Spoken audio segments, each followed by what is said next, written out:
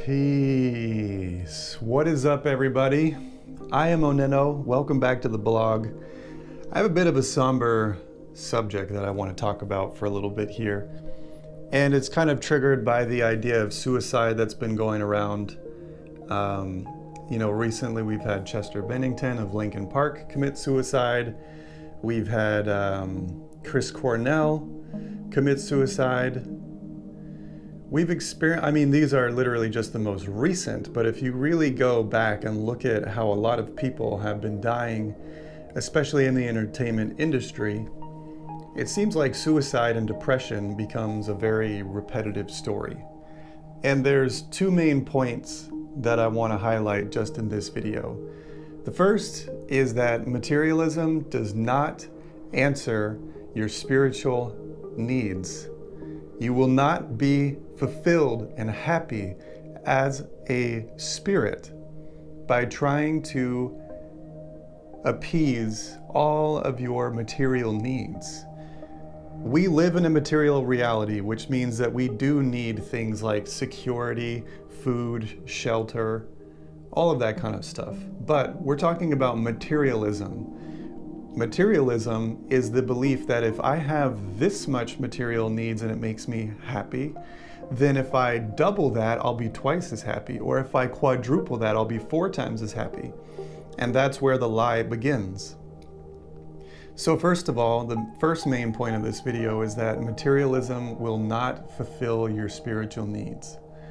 And the second point is what I'm actually really focused on in this video. What I'm really interested in is the idea that you are the dreamer of your dream. You are in control of what happens in your reality. If you do not believe that, that means that you have some form of cognitive dissonance going on within you. If you believe that the world is happening to you, then you have lost sight of your spiritual nature. If you know that you are the dreamer of the dream, you are at the center of the universe, then you will discover that the power lives within you to change any part of the dream that you desire. And that any part of the dream that is causing you suffering was also created by you, the dreamer. So if you have the power to create suffering and disease, then you have the power to create healing and joy. It's that easy. So what if the only way to die in this reality is if you kill yourself?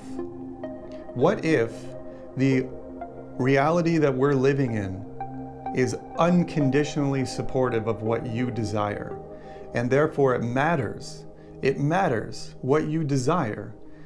And even the play on words right there is really fun. It matters, as in physical material matters. It matters what you desire. So if you desire happiness, health, love, success, then those things will be manifested into matter in your reality. If you desire disease and suffering and drama, then that will also be made manifest in your reality. You see, we are given free will while we live here. While we are here. There's no other place to be, by the way. There's only one here and now. But if you're here and you are now and you're living in this moment and somehow you think that the world can end you, first of all, the only way you can get to that conclusion is if you give the world the permission to do so. So again, who's in control, the world or you? You're in control if you are the one that is giving the world the permission to end you. And secondly, if you are the person that decides what will happen to you, then what if the only way ever to die is if you choose death for yourself? And by the way, you can choose death for yourself by choosing it for somebody else, because this world we live in is a reflection. It's a 3-dimensional holographic mirror, which means that anything you choose for another, you have chosen for yourself. And anything that you choose for yourself, you choose for another. So if I choose eternal happiness for myself, but eternal damnation and guilt for my brother, then I have chosen the eternal damnation and guilt for myself. That is what will become manifest in my reality. Why? Because I cannot have opposing thoughts. The more true form of my thinking will become manifest. And essentially what I'm trying to say is, if I choose peace and happiness for myself, but I offer only judgment and guilt towards my brothers, then I will experience what it is that I am offering, not what it is that I am mentally thinking. It matters what I do in this reality. It matters how I behave in this reality. And therefore, what I'm really trying to get to, and I haven't quite articulated it yet, is that we entered this reality as an experiment of separation from God. Why would we ever do that? I have no idea. But all I know is I am here living in this reality that seems to be undergoing the experiment of what it would be like to think that I am separate from God. In truth, I cannot be separate from God. I am one. In divine spirit, I and you and God are all one. So if I am one and if I'm one with God, and God's design for me and my body and my life is perfect happiness and health and joy eternally, if I experience something else than that, it must be self-created, meaning it must come from this illusion that I could be separate from God. That must be the cause then of what creates the suffering. So if my identity and oneness with God reveals health, then it is my separation from God which reveals disease. So if I identify totally, purely with my source and with my eternal nature, how can I possibly experience death when my body itself will be renewed constantly through the highest vibrational spirit that flows through it, through me? And so therefore, the only way for me to get disease in the first place is if I believe in some kind of illusion and then tell myself a story based on my belief in the illusion, and then I believe the story based on my belief in the illusion. So all of it stems from illusion. So therefore, this is what I'm trying to get at. You cannot die in this reality unless you want to. And this is why it is extra disturbing to see all of these celebrities, these musicians and other icons, killing themselves, taking their own lives. I don't really know why it is that it's a trend. I think it's easy to kind of like brush it off into the conversation of depression and childhood trauma and all this kind of stuff, but what is it that could make a soul turn on itself? The soul going through my body, turning against my body, or maybe it's my body that's turned against my soul.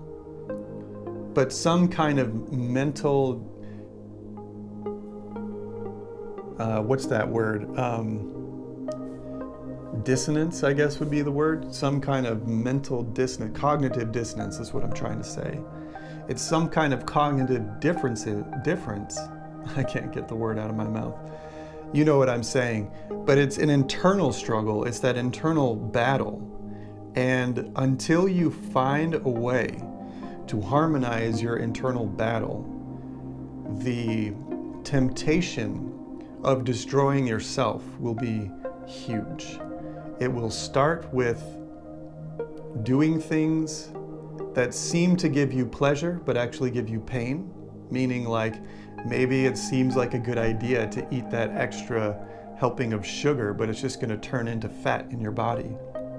Or maybe it seems like a good idea to just stay in bed all day, but then you give up all of the creations that you could be manifesting. So there's these ways that we think we can help ourselves, but they end up hurting us. So how do we know How do we find that place where we can actually help ourselves, actually create balance and harmony in our lives? That starts by going within. Stop looking to the external world to bring you happiness. Stop looking to materialism to bring you happiness. And go within to find your own soul. You see, what's causing you the most unhappiness is you have forgotten where your own soul is, or who your own soul is. And therefore, you're experiencing the trauma of what that is like. So the idea is to start at the place where you know you can find yourself. And the only place you can start is within. Getting out of the physical world, going deeper into the spiritual nature that is you, and realizing that when you are this connected with your real self, you cannot experience death. You cannot experience disease.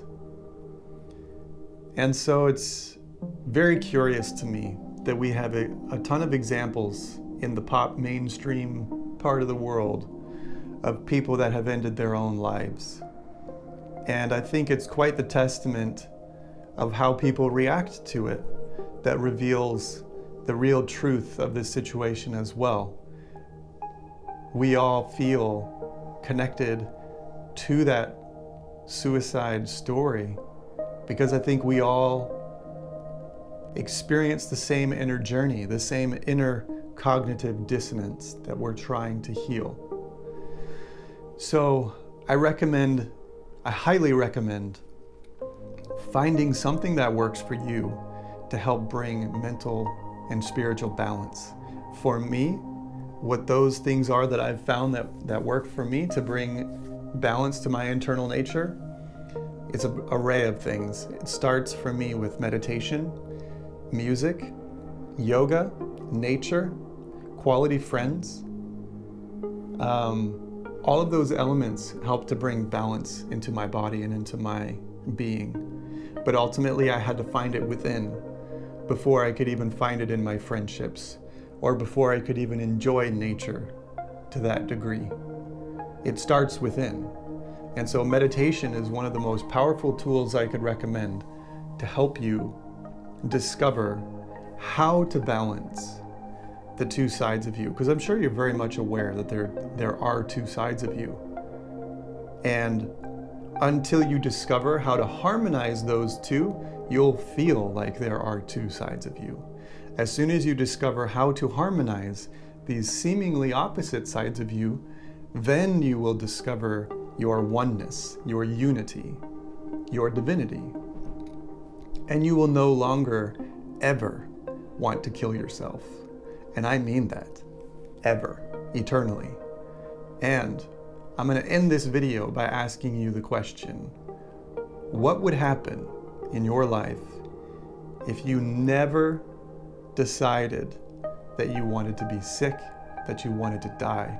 What if every single day you had the decision within you that you want to live the most healthy, most loving, most joyous, most expansive and abundant experience possible? Because you are the dreamer of the dream.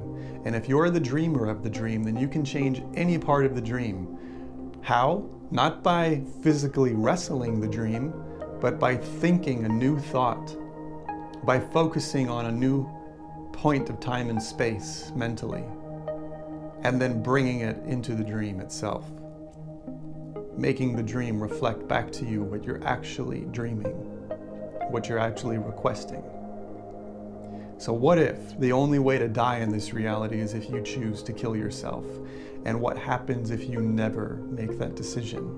What if you choose on an everyday basis to live that high form of joyful life expression? What would it look like? What would happen? Let me know. I want to know. I'm going to wrap it up. Thanks for watching. If you like what I do here, give a like on the video, subscribe to the channel, You can find me on Patreon to hear all my music as well as other posts that I make. And until I see you again along the journey, oneness in sound, I am OnenO. Peace.